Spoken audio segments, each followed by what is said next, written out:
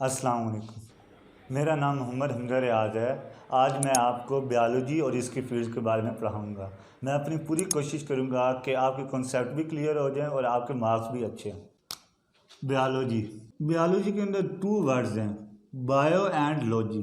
Logy का मतलब होता है स्टडी करना और बायो कहते हैं लिविंग ऑर्गेनिजम्स को। ठीक है, तो बायोलॉजी एक ऐसी साइंस है जिसके अंदर हम लिविंग ऑर्गेनिज्म को स्टडी करते हैं। ना सिर्फ लिविंग ऑर्गेनिजम्स बल्कि ऐसी नॉन लिविंग थिंग्स जिन पर लिविंग ऑर्गेनिज्म डिपेंड करता है वो भी हम बायोलॉजी के अंदर डिस्कस और स्टडी करते हैं। ठीक है, फॉर एग्जांपल एक प्लांट है, उसे ग्रो करने के लिए वाटर की भी ज़रूरत है। ठीक है, वो टेम्परेचर पर भी डिपेंड कर रहा है, उसे फर्टिलाइज़र की भी ज़रूरत है।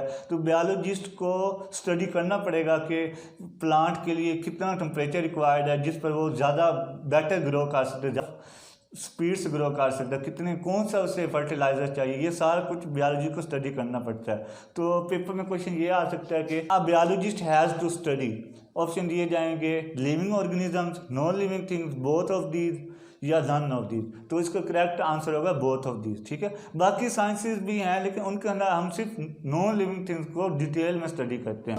एक लिविंग ऑर्गेनिज्म है, दूसरा नॉन लिविंग थिंग है। तो क्या चीज़ फ़र्क कर रही है जिसकी वजह से हम ये कहते हैं ये लिविंग ऑर्गेनिज्म और ये नॉन लिविंग? तो वो चीज़ है लाइफ। लाइफ एक्चुअली यानी लिविंग ऑर्गेनिज्म के अंदर एक सेट ऑफ करेक्टरिस्टिक्स होते हैं, उसके अंदर ख़ास खूबियाँ होती हैं जिस बेस पे हम कहते हैं कि ये लिविंग ऑर्गेनिज्म है। वो खूबियाँ क्या हैं? जो लिविंग ऑर्गेनिज्म है उसकी जो बॉडी है वेल ऑर्गेनाइज्ड होती है, कॉम्प्लेक्स होती है, उसकी बॉडी सेल से मिलकर बनी होती है। ठीक है, सेल्स के अंदर जेनेटिक सिस्टम होता है, जीन्स होते हैं जो कि हमारे hair, body height, finger size, eye colour, ये सब कुछ कंट्रोल कर रहे हैं जीन्स हमारे। ठीक है, और लिविंग ऑर्गेनिज्म जो है वो एनर्जी, उनके अंदर अल्लाह ताला ने सिस्टम बनाए हुए हैं, वो अपने अंदर एनर्जी क्रिएट कर सकते हैं, उसे यूटिलाइज कर सकते हैं। उनके अंदर केमिकल रिएक्शंस होते हैं। ठीक है, जैसे प्लांट्स हैं वो सूरज की रोशनी से प्रिपेयर कर लेते हैं। ठीक है, तो उनके अंदर कैसे करते हैं? उनके अंदर केमिकल रिएक्शंस होते हैं। ठीक है, फिर लिविंग ऑर्गेनिज्म जो हैं वो रिप्रोड्यूस कर सकते हैं। ठीक है, वो अपने जैसे जनरेशन बढ़ाते हैं, अपनी नस्लें बढ़ाते हैं। ठीक है, और वो रिस्पॉन्स भी करते हैं। अगर इन्वायरमेंट में कोई चेंज आया, फॉर एग्जांपल बारिश आ गई है, तो हम क्या करते हैं? हम भाग के अंदर घरों में आ जाते हैं। ठीक है, तो ये जो रिस्पॉन्स है ये नॉन लिविंग थिंग नहीं कर सकती, ये सिर्फ लिविंग। जो बायोलॉजिस्ट है ना, इसका सिर्फ यही काम है कि ये आपको बताएगा कि लिविंग बॉडी, जो लिविंग ऑर्गेनिज्म की बॉडी है वो कैसे काम करती है, उसके अंदर कौन कौन सा सिस्टम है, वो उनके दूसरे ऑर्गेनिज्म के साथ क्या रिलेशन है, इन्वायरमेंट के साथ क्या रिलेशन है।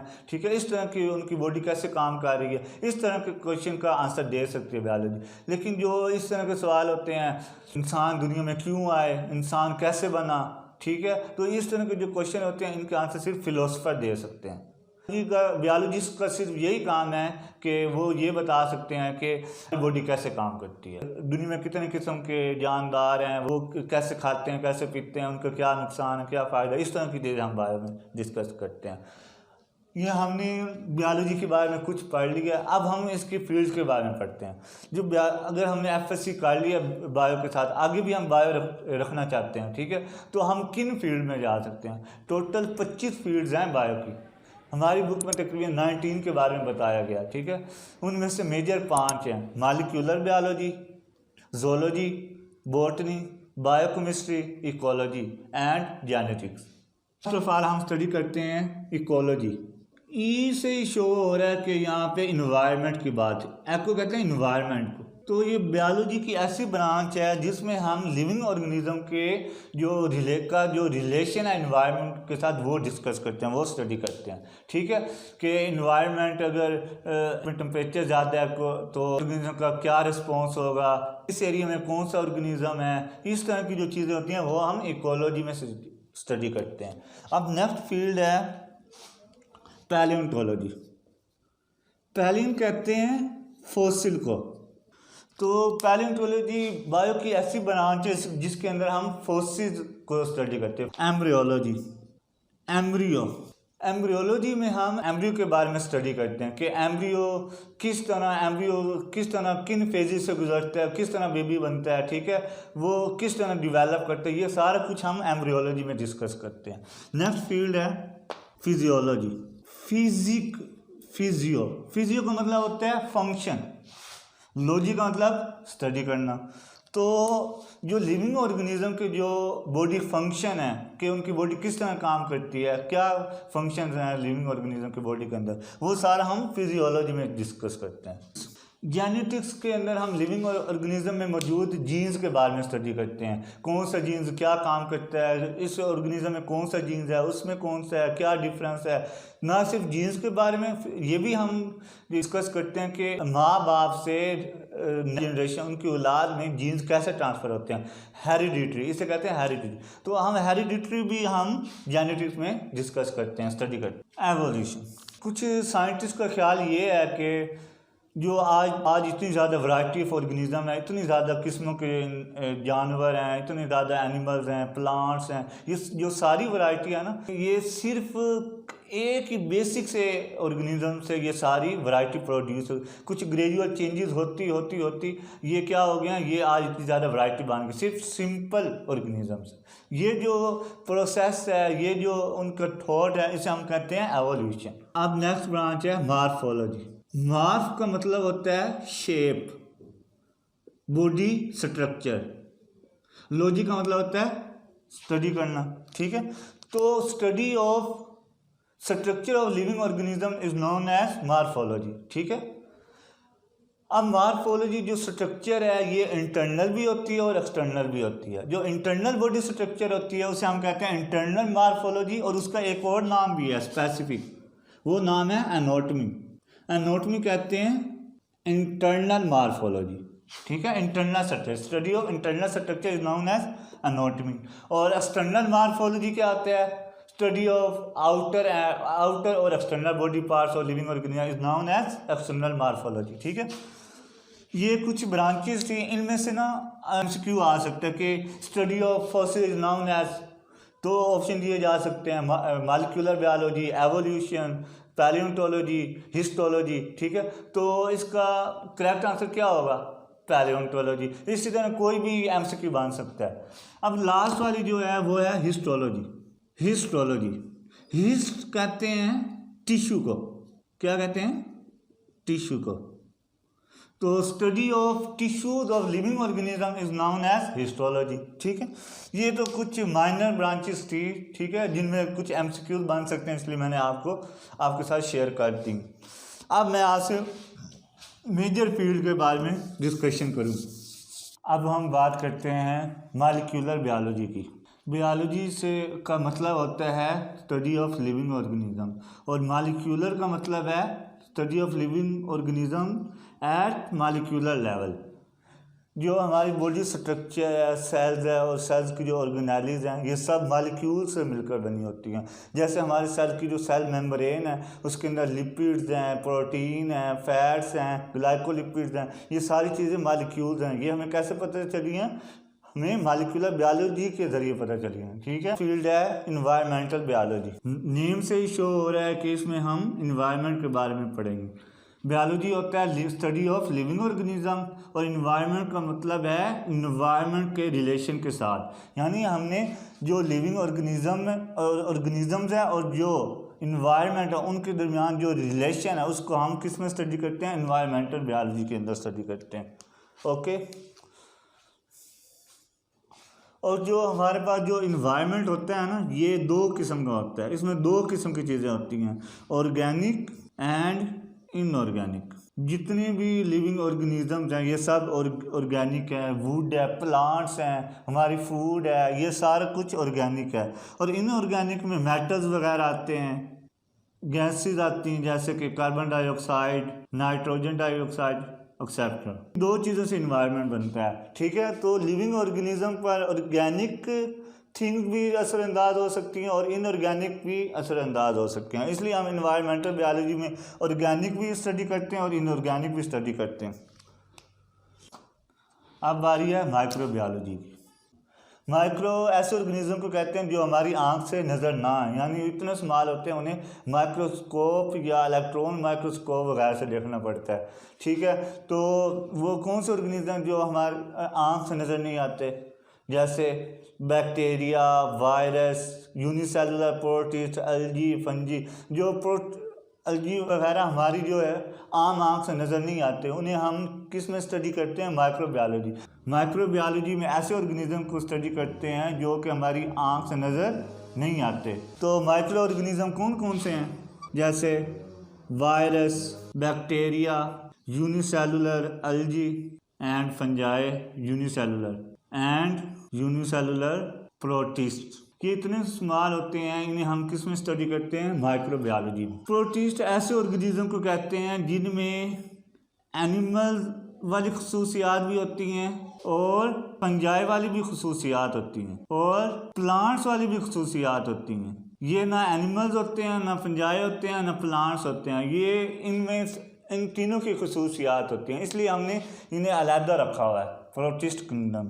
अब बात करते हैं फ्रेश वाटर बायोलॉजी की। फ्रेश वाटर बायोलॉजी में ये ऐसी साइंस की फील्ड है जिसके अंदर हम सिर्फ उन्हीं लिविंग ऑर्गेनिज्म को स्टडी करते हैं जो कि फ्रेश वाटर सोर्सेज में पाए जाते हैं।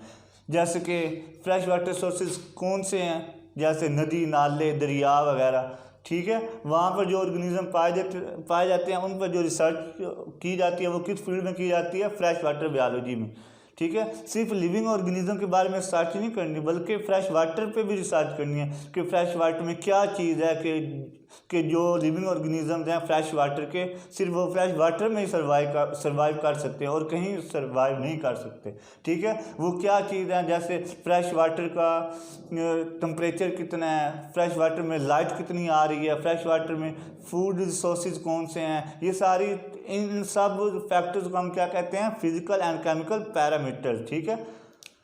वो हम सब ये किस में स्टडी करते हैं? फ्रेश वाटर बायोलॉजी में। और अब बारी है मैराइन बायोलॉजी, भी सेम है, लेकिन इसमें हम सिर्फ उन लिविंग ऑर्गेनिज्म के बारे में स्टडी करेंगे जो मैराइन में पाए जाते हैं, ठीक है। तो मैराइन है, उसके अंदर कौन से ऐसे फैक्टर्स हैं जिनकी वजह से वो ऑर्गेनिज्म सर्वाइव कर रहे हैं, ठीक है। वो भी हम किस में स्टडी करेंगे? मैराइन बायोलॉजी के अंदर। अब बारी है पैरासाइटोलॉजी की। ये ऐसी बायो की ब्रांच है जिसके अंदर हम पैरासाइट्स के बारे में डिटेल में स्टडी करते हैं। पैरासाइट्स क्या होते हैं? पैरासाइट्स ऐसे ऑर्गेनिजम्स होते हैं जो खुद सर्वाइव नहीं कर सकते, उन्हें ज़िंदा रहने के लिए दूसरे ऑर्गेनिज्म की बॉडी चाहिए होती है। वो सिर्फ दूसरे ऑर्गेनिज्म की बॉडी में ही ज़िंदा रह सकते हैं, वहीं रहते हैं, वहीं अपनी रिप्रोडक्शन करते हैं, ठीक है। और बदले में उन्हें नुकसान भी पहुंचाते हैं। और भी ऑर्गेनिजम्स होते हैं जो दूसरे ऑर्गेनिज्म की बॉडी पर सर्वाइव करते हैं, लेकिन वो उन्हें फ़ायदा पहुंचाते हैं, उन्हें ना नुकसान पहुंचाते हैं ना फ़ायदा पहुंचाते हैं, ठीक है। सिर्फ वही ऑर्गेनिज्म पैरासाइट्स होंगे जो दूसरे ऑर्गेनिज्म की बॉडी को नुकसान पहुंचाएंगे, ठीक है। तो पैरासाइटोलॉजी बायो की ऐसी फील्ड है जिसके अंदर हम पैरासाइट्स को डिटेल में स्टडी करते हैं कि पैरासाइट्स की स्ट्रक्चर क्या है, वो ट्रांसफ़र कैसे होते हैं दूसरे लिविंग ऑर्गेनिज्म की बॉडी में, ठीक है। और उनकी लाइफ हिस्ट्री क्या है।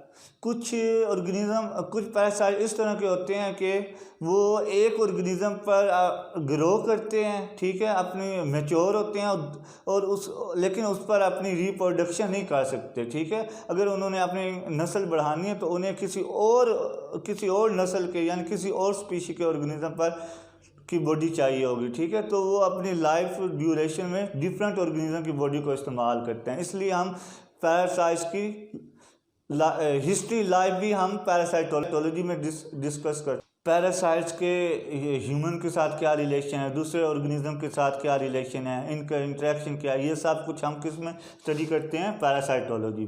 अब नेक्स्ट फील्ड है ह्यूमन बायोलॉजी। ह्यूमन बायोलॉजी में हम किसे स्टडी करते हैं? ह्यूमन को। दुनिया में बहुत ज़्यादा ऑर्गेनिजम्स हैं, लेकिन जो ह्यूमन बायोलॉजी है इसमें हम इंसानों को हम अपने आप को डिटेल में स्टडी करते हैं। हम अपनी एनाटॉमी, मैंने पहले बताया आपको, स्टडी ऑफ इंटरनल स्ट्रक्चर, अपनी मार्फोलॉजी यानी अपनी जो एक्सटर्नल स्ट्रक्चर है, ठीक है। उसके बाद हमारे सेल्स हैं, हमारे अंदर जो जीन्स हैं कौन से जीन्स हैं, ठीक है। इसके अलावा हमारी फिजियोलॉजी क्या है, हमारी बॉडी के जो पार्ट्स हैं वो किस तरह फंक्शन करते हैं, हमारे ऑर्गन्स कैसे फंक्शन करते हैं, ये यानी ह्यूमन बायोलॉजी में हम ह्यूमन पर डिटेल में स्टडी करते हैं। नेक्स्ट फील्ड है सोशल बायोलॉजी। सोशल बायोलॉजी में भी हम ह्यूमन को ही रिसर्च करते हैं, लेकिन इसमें हम बॉडी स्ट्रक्चर वगैरह नहीं रिसर्च करते, बल्कि हम ह्यूमन के बिहेवियर को चेक करते हैं कि ह्यूमन के दूसरे ऑर्गेनिज्म के साथ क्या बिहेवियर है, वो मुख्तलिफ एरियाज़ में अपनी लाइफ किस तरह स्पेंड कर रहे हैं। यानी बर्फ़ानी इलाकों में इंसान कैसे रहते हैं, रेगिस्तान वाले इलाकों में कैसे इंसान रहता है, शहरों में कैसे इंसान रह रहा है। ये जो इनका बिहेवियर है और इनका जो इंटरेक्शन है, इनकी जो कॉमनल लाइफ है, वो किस तरह इंसान स्पेंड करता है, ये सारा कुछ हम सोशल बायोलॉजी में डिस्कस करते हैं। नेक्स्ट फील्ड है बायोटेक्नोलॉजी। टेक्नोलॉजी कहते हैं टेक्निक को, और बायो कहते हैं लिविंग ऑर्गेनिज्म। यानी हम बायोटेक्नोलॉजी में डिफरेंट टेक्निक्स, प्रोसेसेस और सिस्टम्स अप्लाई करते हैं लिविंग ऑर्गेनिज्म पर, ठीक है, ताकि उनसे हम ऐसी प्रोडक्ट बना सकें, ठीक है, जिनसे हम दूसरों इंसानियत को फ़ायदे पहुंचा सकें। यानी हम बायोटेक्नोलॉजी में लिविंग ऑर्गेनिज्म पर टेक्निक्स अप्लाई करते हैं, सिस्टम अप्लाई करते हैं और प्रोसेसेस अप्लाई करते हैं, ताकि उनसे क्या करें, डिफरेंट बेनिफिशियल प्रोडक्ट्स मैन्युफैक्चर करें और इनसे ह्यूमन मैन काइंड को हम क्या करें, उनकी सर्विस करें, ठीक है। अगर आपको मेरी वीडियो पसंद आई है तो इसे लाइक करें, शेयर करें। ये सदका जारी है, इसे आप जितने लोगों तक पहुंचाएंगे आपको उतना ज़्यादा सवाब मिलेगा, ठीक है। इस लेक्चर में कमी बेशी मालूम होती है तो मुझे कमेंट्स में अपनी राय से आगाह करें, ताकि मैं अपने आप को और ज़्यादा बेहतर इंप्रूव कर सकूं, ठीक है। और आपको जो टॉपिक्स मुश्किल लगते हैं, जिनके आपको याद करने में आपको डिफ़िकल्टी पेश आ रही है, आप मुझे कमेंट्स में बता सकते हैं, ठीक है। तो फिर मैं आपको वीडियो बनाकर आपकी हेल्प करूँ, ठीक है। अल्लाह हाफिज़। शुक्रिया मेरी वीडियो देखने के लिए। अपना ख्याल रखिए।